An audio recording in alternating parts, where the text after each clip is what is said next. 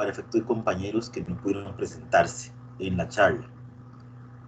En caso de dudas, por favor, me hacen saber, me pueden evacuar con mucho gusto las preguntas.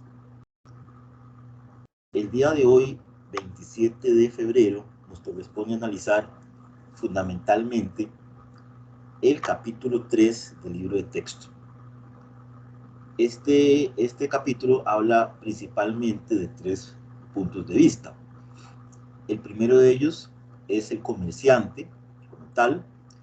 Luego vamos a analizar el llamado auxiliar de comercio.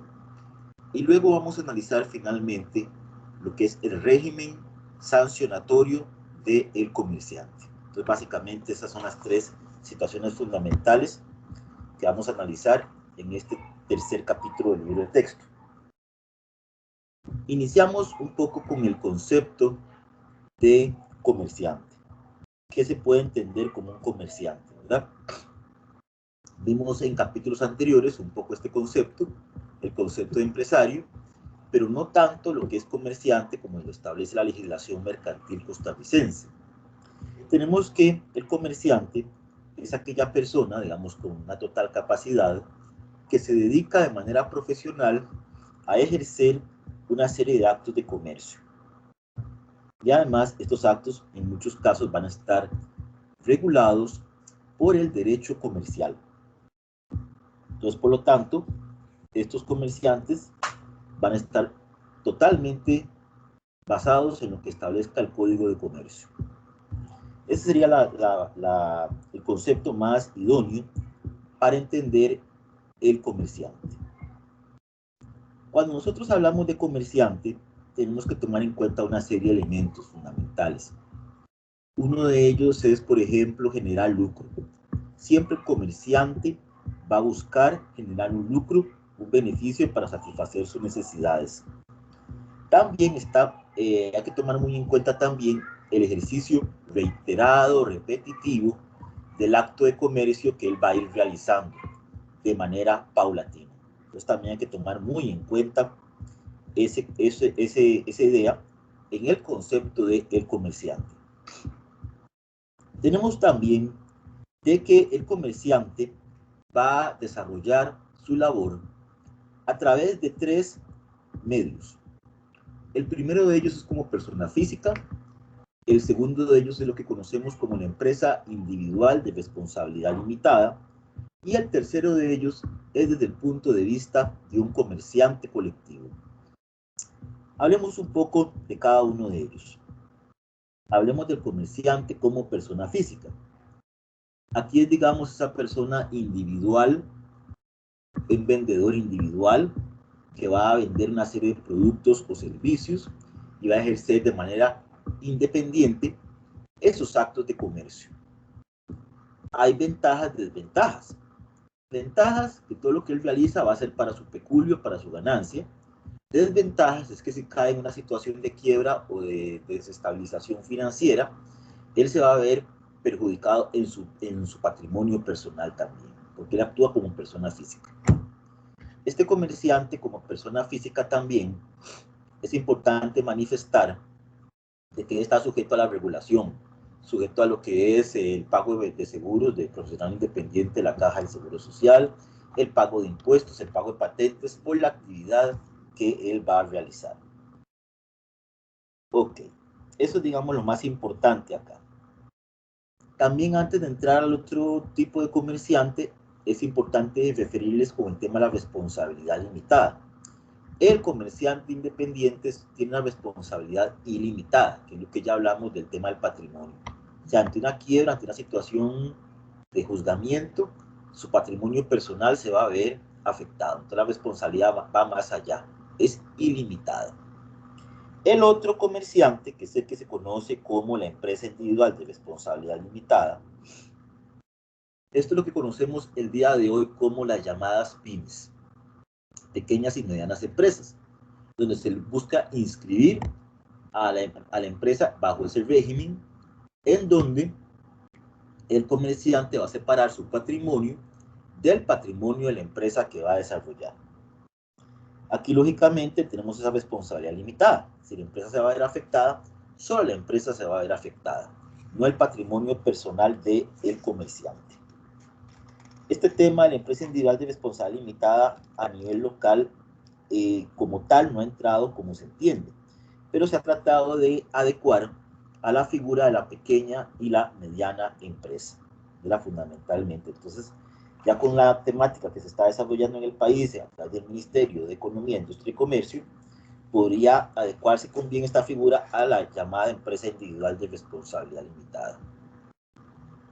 En tercer lugar, tenemos al comerciante colectivo. El comerciante colectivo lo conocemos como las llamadas sociedades comerciales, la unión de varias personas, la unión de varias empresas incluso, para un objetivo en común. Normalmente, estas empresas lo que van a buscar es un lucro. Van a buscar que los socios, sus miembros, resulten beneficiados con dividendos. En nuestro país existen 4 tipos de sociedades. Tenemos la más famosa, la sociedad anónima. Luego tenemos la sociedad de responsabilidad limitada. Luego tenemos la sociedad colectiva. Y por último tenemos la llamada sociedad en comandita. Ya va a haber un capítulo, yo creo que el 4, donde se va a analizar con profundidad este comerciante colectivo. Bueno, hasta aquí entramos a lo que es el concepto de comerciante. No sé si tienen alguna consulta de esto. Los escucho algún momento.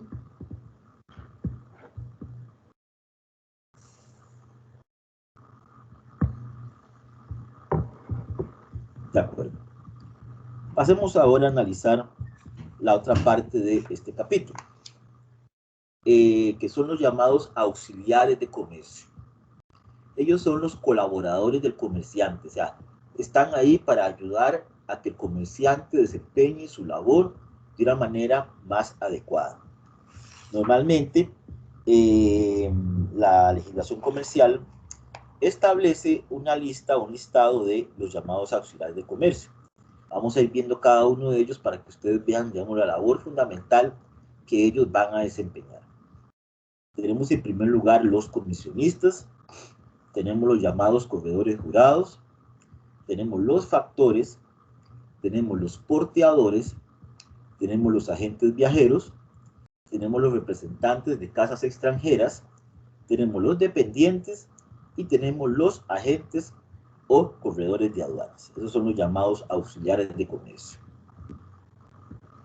Hablemos en primer lugar del comisionista. El comisionista, digamos, aquella persona que se dedica de manera profesional, reiterada, a desempeñar en nombre propio, pero por cuenta ajena, una serie de labores o encomiendas de un comitente llamado comerciante. Es decir, este comitente, este comerciante, lo que realiza es emitirle a este comisionista una serie de labores, le encomienda una serie de labores. Él es profesional en lo que él hace, él se organiza de una manera independiente, por eso es su labor en nombre propio, pero al final va a actuar por cuenta del comerciante, porque él va a recibir, por ejemplo, como quien dice, va a recibir las órdenes de él y también se le va a pagar una comisión por lo que él realiza. Y dependiendo de lo que él realice, las labores que él realice, va a beneficiar o perjudicar al llamado comerciante. Tenemos de que la ley establece una serie de requisitos para la labor del comisionista. Primero, que sea profesional, no es que tenga un título académico, sino que sepa muy bien la labor que él va a realizar, ¿verdad? Lo va a realizar de una manera habitual, lo va a realizar de una manera reiterada, ¿verdad? Y de manera independiente. Tenemos también que él va a ejercer su labor en nombre propio. Él va a ser responsable de las consecuencias que pueda ejercer su labor, ¿verdad? Responde ante el comerciante o ante terceros de esa labor que va a ejercer como comisionista. Y es por cuenta ajena porque va a recibir, repito, instrucciones del llamado comerciante. Él actúa por cuenta ajena, no por sus propias órdenes como si fuera por cuenta propia. Y va a ejecutar, claro está, una serie de actos de comercio. Es la labor que él va a realizar fundamentalmente. Ahí vamos, en esta figura es muy importante ver el cuadro que se establece en la página 142. Hay un cuadro muy interesante en donde se puede ver, digamos, el comitente, que es el comerciante, el comisionista, que es el auxiliar de comercio, el cual va a ser encargado de realizar una tarea y producto de esa tarea va a recibir una comisión. Ese es, digamos, el cuadro de la labor que él como comisionista va a realizar. Tenemos de que esta labor va a estar sujeta a una serie de derechos y obligaciones. Entonces, por ejemplo, en el contrato de comisión, el comisionista se va a comprometer en primer término a ejecutar la comisión aceptada, va a responder por la adecuada conservación de las mercaderías y los bienes recibidos y va a ejecutar la comisión en apego a las instrucciones emitidas por el comerciante o por el comitente. Por otra parte, el comitente, que es el comerciante, tiene que poner a disposición del comisionista todos los recursos necesarios para el ejercicio de su labor. Tiene que pagarle la comisión pactada, ¿verdad? En estos casos. Y en caso de revocar la comisión, debe avisarle con anterioridad, ¿verdad? Para que él deje de realizar su labor. Eso es lo importante acá en esta figura del comisionista. El otro auxiliar de comercio se conoce con el nombre de corredor jurado.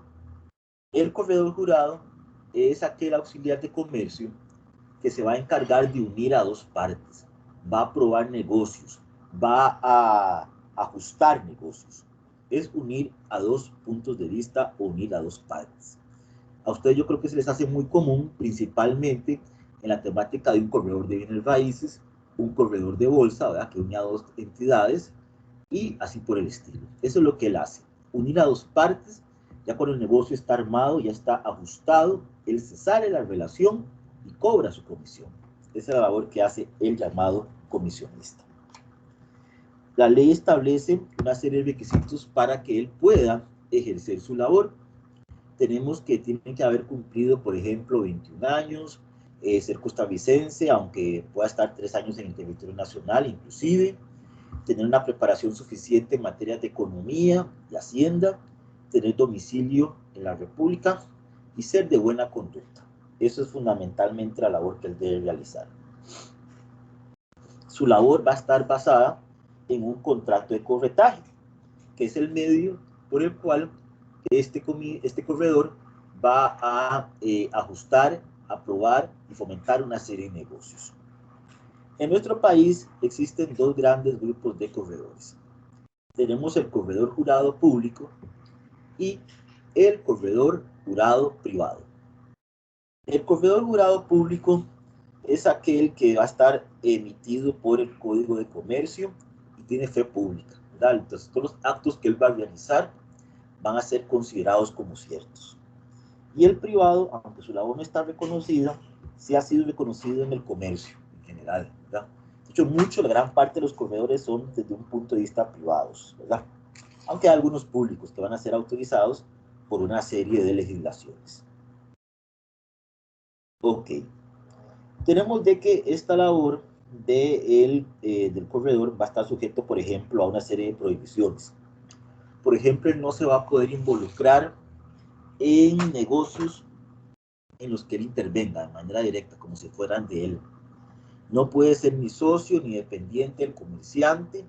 No puede ser, por ejemplo, pertenecer a la junta directiva del comerciante tampoco. Y adquirir para sí o para algún pariente bienes de los cuales él está negociando. O sea, la labor es totalmente imparcial a lo que él va a venir a realizar. Ok. Hasta acá con el corredor. Vamos ahora a analizar la figura del factor. El factor puede verse como aquel gerente general de una empresa. Él va a representar al comerciante de manera plena a través de un poder general o poder generalísimo. Entonces, todo lo que él realice va a incurrir directamente en la empresa o en el comerciante. Lo que él realice bien beneficiará al comerciante, lo que él realice mal perjudicará al comerciante, porque él da la cara principalmente por la empresa. Muchas veces, tal vez los comerciantes no tienen el conocimiento del día a día de la actividad que realizan. Ellos invierten su dinero, pero el gerente del factor es el que lleva esa empresa al punto que ellos quieran para el tema de las ganancias. Es la persona con experiencia, muchas veces temas de finanzas, si es un tema bancario, o un ingeniero, una empresa metalmecánica, por ejemplo, en una industria, ocupa esa labor fundamental de gerente general. Eso es lo que él realiza. Normalmente acá, todo lo que él realiza es como si lo estuviera realizando la empresa. Eso es lo que normalmente se da en la figura del factor. El otro auxiliar viene siendo el porteador. El porteador tiene que ver fundamentalmente con un contrato de transporte, en donde se pueden transportar noticias, se pueden transportar personas, se pueden transportar cosas de puerta a puerta, de un domicilio a un domicilio, de un lugar a otro, y va a actuar a través de un contrato. Esta figura se ha confundido un poco con el tema de los piratas, con el tema de los taxis, ¿verdad? Porque muchos realizan labores de transporte. Solo que de manera más formal el porteador sí va a actuar en una situación más contractual, ya con un contrato, con nombre y apellido de las partes, lugar de destino, plazo de entrega, bienes que se van a entregar, una guía, que normalmente es el bien que se va a transportar, firma de las partes. Eso es lo que va a llevar en sí esta figura de el porteo. Pueden ser empresas públicas, pueden ser empresas privadas, los que van a desarrollar esta labor del porteo. Tenemos de que muchas veces la figura del porteo puede estar bajo la regulación de un contrato laboral, ya que muchas veces yo como porteador trabajo fundamentalmente para un comerciante o para una empresa de transportes. Ya yo voy a recibir un salario por el transporte de los bienes y mercancías y voy a estar sujeto a una relación laboral, que es lo que fundamentalmente se da acá. Es importante combinar esta figura del porteo con lo que es el taxi y lo que es el pirata. Hablemos del taxi. El taxi es un servicio remunerado de personas emitido por el Estado a través de una concesión, tanto para automotores como para vehículos en sí. Ellos van a estar sujetos a seguros, van a estar sujetos a una serie de condiciones para su funcionamiento. Y la tarifa que ellos cobren va a estar regulada por el Estado. El Estado va a decir cuánto va a cobrar de un lugar a otro, o cuánto va a lograr cobrar, por ejemplo, en temas de transporte, en lo que son los pases de bus y demás. Porque el tema de buses se incluye en lo que es el transporte público. Luego también se confunde con la figura del pirata. La del pirata está prohibida, sancionada por el ordenamiento jurídico, ¿verdad? Si bien a algunos se les quiso instruir en esta figura del porteo, eso no funcionó en la realidad. Porque el pirata recogen a uno en cualquier lugar, ¿verdad? Es lo que se sabe. No hay un contrato estipulado. Que hay empresas que se han vuelto muy serias y que brindan ese servicio de transporte a ciertas personas, que es lo que se espera en muchos casos. No sé si hasta acá tienen alguna pregunta o alguna consulta.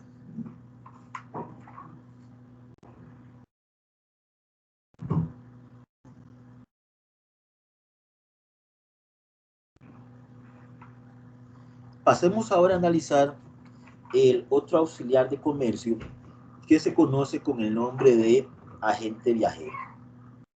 El agente viajero también va a actuar en nombre propio y va a actuar por cuenta ajena, porque lo que va a realizar fundamentalmente es promover la venta de una serie de bienes y servicios por parte de su comitente o parte del comerciante. Normalmente va a ir lugares fuera del territorio donde está esa empresa, o va a ir fuera del país, normalmente. Ahí la figura es viajar para promover en sí la venta de ese tipo de bienes y de servicios, ¿verdad? Eso es lo importante acá. Es importante manifestar de que el agente viajero puede actuar de manera independiente, también puede actuar de manera independiente exclusivo y puede actuar de manera dependiente.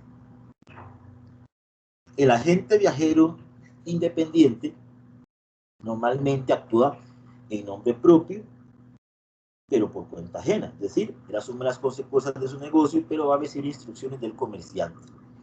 Él va a trabajar de manera libre, su horario es libre, no va a estar subordinado, él se va a organizar como mejor le parezca, y va a recibir una serie de honorarios por la labor que él va a realizar, porque él actúa de manera independiente.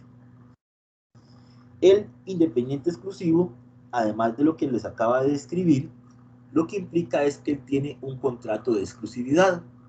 Entonces su labor la va a realizar con exclusividad, por ejemplo, la provincia de Punta Arenas. Eso le va a traer más trabajo, porque se lo va a hacer la única persona encargada de realizar su labor allí, pero le va a resultar beneficiosa porque todas las ventas que se realicen en Punta Arenas van a ganar una comisión, ¿verdad? Y además él va a cubrir toda la provincia. Eso se da también en el plano internacional también. El otro agente viajero es aquel que es dependiente. Él va a estar sujeto, por ejemplo, a una relación laboral con la empresa. Tiene todos los elementos de la relación laboral, va a recibir un salario, seguramente va a recibir también comisiones. Él actúa en nombre y por cuenta ajena. Normalmente sí tiene que recibir las instrucciones de su patrono, ¿verdad? En esos casos. Y no hay mucha independencia en su organización. Es decir, la empresa le va a establecer su plan de ventas. Normalmente va muy ordenado en este sentido. Pasemos ahora a ver el otro auxiliar, que se conoce como el llamado representante de casas extranjeras. El representante de casas extranjeras, normalmente lo que él realiza, él puede actuar tanto como sin representación legal, y su labor va a ser la de colocar unas órdenes de compra y unas órdenes de venta de una casa matriz extranjera en otro país. Se trata de promover o colocar esas órdenes en otro país. Él representa una casa extranjera, por ejemplo, compañías que representan, por ejemplo, elementos quirúrgicos. Temas de vehículos van más al tema de la distribución, casi casa extranjera directamente vehículos no hay. Artículos químicos, artículos de computación, ¿verdad? Que representa esa casa extranjera. Normalmente, esta figura es importante porque muchas empresas cada vez van a buscar más internacionalizar sus productos. Eso es lo que van a ir realizando de una gran manera, buscando internacionalizar esos productos. Esta figura del representante casa extranjera es bueno también combinarla o compararla con el distribuidor, ya que el distribuidor también hace un contrato con una casa extranjera, él importa una serie de productos fundamentalmente y los va a distribuir y fomentar su venta en el país. Ya eso sí se adecua más al tema de los vehículos, marca Faco, bueno, la marca Honda, que representa la Faco aquí en Costa Rica, la Ford Motor, que representa la Toyota, y así por el estilo, en temas de vehículos. Se hacen contratos con las casas matrices de esos países y luego se importan esos bienes, se van a distribuir en el país, en distintas provincias, y se va a promover la venta de los mismos en el país. Ahí, digamos, más que todo la diferencia es que el representante coloca y promueve la venta del producto. El distribuidor sí lo va a vender, ¿verdad? Y busca revender en sí ese producto en el país. Y ahorita vamos a ver un cuadro en donde se van a ver con más claridad las distinciones entre la figura del representante de casas extranjeras y la figura del distribuidor. Ok. También el distribuidor puede ser exclusivo, ¿verdad? Porque tienen un contrato de exclusividad en el país, por ejemplo, y hay codistribuidores que son dos o más distribuidores que asignan productos de la misma casa extranjera. Eso es cuando no hay exclusividad. Una compañía extranjera puede negociar con quien quiera. Normalmente por país puede tener uno, pero perfectamente puede haber otro distribuidor para una marca, los productos o así, fundamentalmente. En la página 172 del libro de texto van a ver ustedes un cuadro muy interesante en donde se van a establecer las diferencias fundamentales entre el representante de casas extranjeras por una parte y el llamado distribuidor. Entonces, por una parte tenemos lo siguiente. El representante va a actuar por cuenta ajena, representa simplemente a la empresa extranjera. El distribuidor va a actuar a nombre propio. El representante de casas extranjeras asume el riesgo de la casa extranjera. Si el bien viene en desperfecto, la casa extranjera es la que va a responder. El distribuidor, no, él sí va a responder de manera directa por la reparación de ese producto. El representante gana una comisión por la venta que se logre de los productos suyos en el país. En cambio, el distribuidor va a obtener una utilidad, que es la diferencia entre lo que él compró de sus productos y la venta en el país. El representante de casa extranjera, por ejemplo, es responsable de la calidad del producto, eso ya lo vimos, que es la asunción del riesgo. El distribuidor, de manera directa, él sí va a ser responsable del producto, porque él va a asumir el riesgo, ¿verdad? El distribuidor o codistribuidor. Ok. Esta figura es muy interesante. Ya en la práctica sí se ha visto que es interesante, aunque ha bajado un poco por el tema de los tratados de libre comercio. Se ha visto un poco afectada. Pasemos ahora a analizar la figura del dependiente. Cuando hablamos, por ejemplo, de un cajero, una empresa, el vendedor de zapatos, el vendedor de computadoras en un negocio, esa es la persona que conocemos como dependiente. Es la primera cara que tenemos nosotros al acudir a un negocio, porque él representa también de manera directa a el comerciante. Va a estar sujeto a él a través de un salario, a través de una relación laboral. Si él hace su labor buena, la empresa responde bien, pero si él no hace su labor de manera correcta, la empresa se va a ver afectada y él lo pueden despedir en ese caso. Ya aquí es, digamos, la persona, digamos, que es la empleada del comerciante para estos efectos. Lógicamente eso va a auxiliar porque colabora en la labor que la empresa va a realizar, que es la venta de un bien, de un producto o un servicio. El tema del contador, la contabilidad, es otro auxiliar de comercio de suma importancia. Antes no tenía mucha importancia porque se le llamaba tenedor de los libros, el que manejaba las cuentas de una empresa. Al día de hoy, por todo el tema tributario y el alcance que las empresas han tenido, la contabilidad va a constituir como la columna vertebral de las empresas. Ahí se va a ver el balance, cómo se está, cómo está la empresa a lo interno, qué aspectos podría realizar la empresa desde el punto de vista financiero para mejorar. Hay mucho inventario, hay que vender una serie de bienes o servicios, por ejemplo, ¿verdad? Entonces, el estatus de esa labor la realiza el contador. Tenemos que a la hora de hablar de contadores, tenemos dos grandes grupos. Tenemos el llamado contador privado incorporado y el contador público autorizado. El contador privado, CPI, actúa a lo interno de la empresa. Es el encargado de realizar su labor en el día a día. Normalmente la información que él provee es a lo interno de la empresa. Libro diario, libro mayor fundamentalmente. Se enfoca en esas labores de contabilidad, en el día a día de la empresa. ¿Cuánto se vendió hoy? ¿Cuánto se podrá vender mañana? Y así, por el estilo. El contador público, a diferencia del privado, que es el CPA, él va a tener fe pública, va a brindar una labor de auditoría, va a ver la empresa, pero desde el punto de vista exterior, es el encargado de certificar los estados de cuenta de esa empresa y tiene que tener la colaboración del contador privado porque él realiza esas labores de vigilancia del estatus de cómo la empresa va a estar. Él va a tener esa fe pública porque todo lo que él emita va a ser considerado como cierto. O sea, toda la información que él como contador público emita ante terceros va a ser válida. Él, pues lógicamente va a tener una mayor formación universitaria y va a estar sometido a lo que es el Colegio de Contadores Públicos Autorizados. Ok.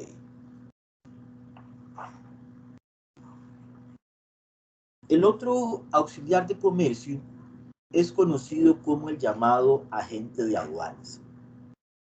Este está regulado en el Código de Comercio y va a estar regulado también a través de varios convenios internacionales.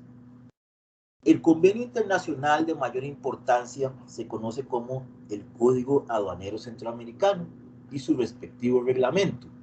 A través de este instrumento, lo que se va a dar es que se va a regular todo el tema de las aduanas, el cobro de impuestos para la importación de una serie de productos en Centroamérica. O sea, hay una uniformidad en el cobro aduanero a nivel centroamericano. Este tema tiene mucha relevancia también para lo que conocemos como el comercio exterior. Nuestro país durante muchos años fue exportador de café, de azúcar, ¿verdad?, el banano, el cacao.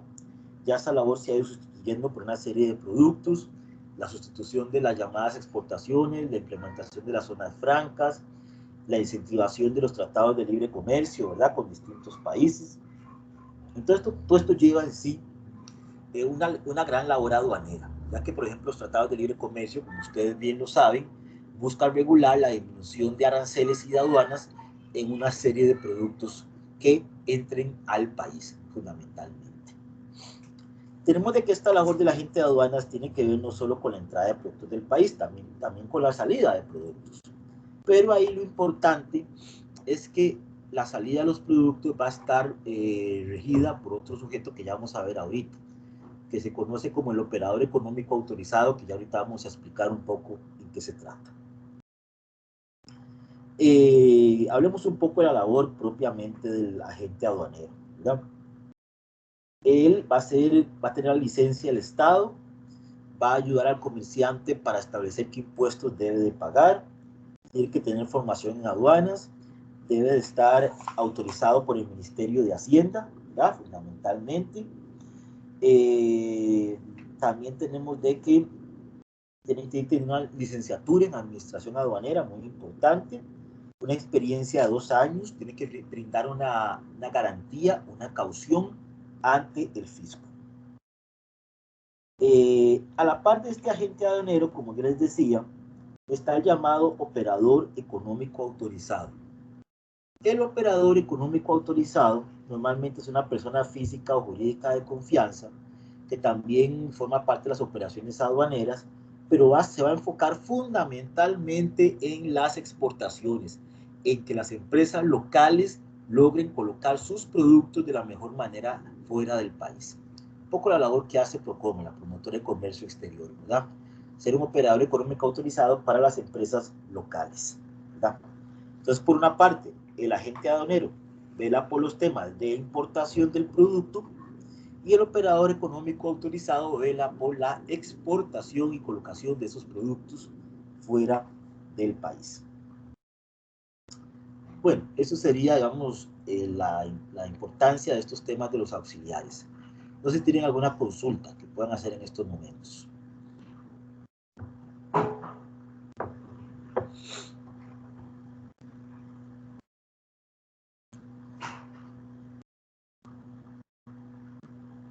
Ok, pasemos ahora a analizar entonces lo que es la tercera parte de este capítulo, que es el régimen sancionatorio del comerciante. Sobre este tema es importante manifestar lo siguiente. Tenemos que, cuando hablamos del régimen sancionatorio, tenemos que dividirlo de la siguiente forma.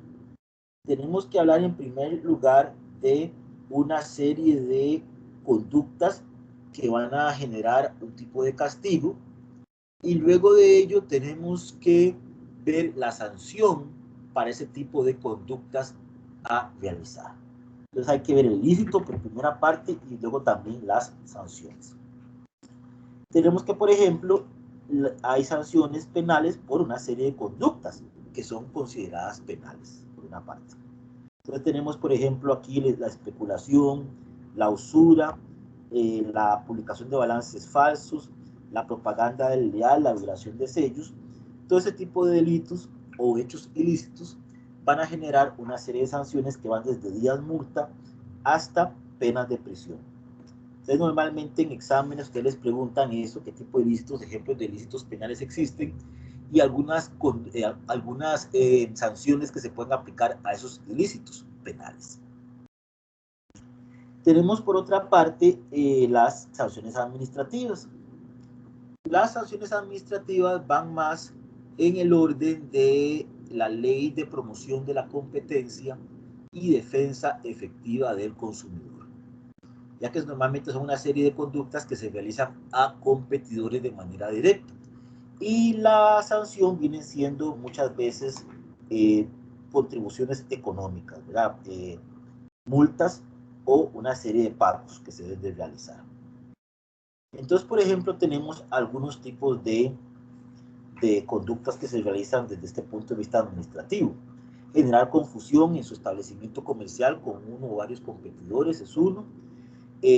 Tratar de desestabilizar a la competencia con aseveraciones falsas. Alegar permisos y galardones para beneficiar, o más bien para perjudicar a la competencia, porque se dice que yo tengo mejores premios internacionales, esos premios muchas veces no existen. Sustitución, por ejemplo, de marcas comerciales, de señales de propaganda, de patentes de su competidor. Esto genera, por ejemplo, una serie de sanciones desde el punto de vista económico. Tenemos también de que el tratar de manejar precios o controlar una serie de precios para generar, por ejemplo, oligopolios o generar monopolios también es sancionado desde el punto de vista administrativo. Ahí ustedes pueden ver en estas páginas 200, 201, 202 varios ejemplos de sanciones que se van a ver emitidos tanto desde el punto de vista penal como desde el punto de vista administrativo. Bueno, estos son los aspectos más fundamentales de este tercer capítulo. Recuerden que ya estos 3 capítulos ya entran a lo que es el examen de hoy en 15 días. Entonces, en el caso de que tengan dudas, ya sea de este capítulo o de los primeros 2, con mucho gusto puedo evacuarles sus consultas. No sé si tienen dudas también del trabajo de investigación, será bueno que las expresen, si no, también ahí está abierta el foro de dudas y el correo de la plataforma. No sé si tienen alguna pregunta hasta ahora.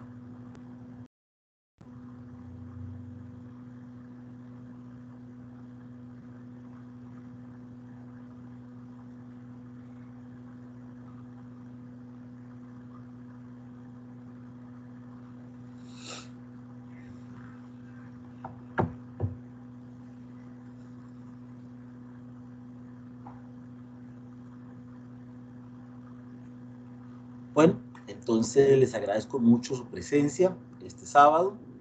Esta lección va a quedar grabada de cualquier duda y los espero en la próxima tutoría. Que estén muy bien, muchas gracias y muy buen día.